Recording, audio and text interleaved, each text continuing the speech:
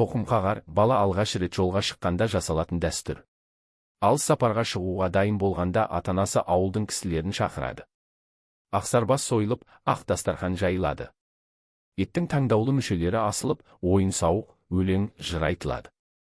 Баланың жолға көңілі көтеріңкі болып шықсын әрі сапары жеңіл болсын деген ниетпен әдемі әзілдер айтылып, көңілді ән-күйлер орындалады. Ақсақалдар балаға бата беріп, ақ жол оң болсын деген тілектерін айтып шығарып салады. Бұл алыс сапарға аттанған баланың тоқымы жерде қалмасын, ат көлігі аман келсін деген ізгі ниеттен туған. Орта есеппен алғанда бала 8-10 жасқа келгенде алғашқы сапарға аттанып, жүздеген шақырымды өзі жалғыз жүреді. Сол себепті бұл рәсімнің астарында еңбекқорлыққа баулу, жылқыны ер қанат ретінде құрметтеу жатыр. Мінекей, осы кезден бастап ат жалын тартып мінген бала ғұмырының соңына дейін аттан түспеген.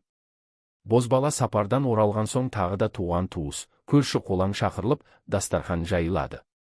Мұны тоқым қағар деп атайды.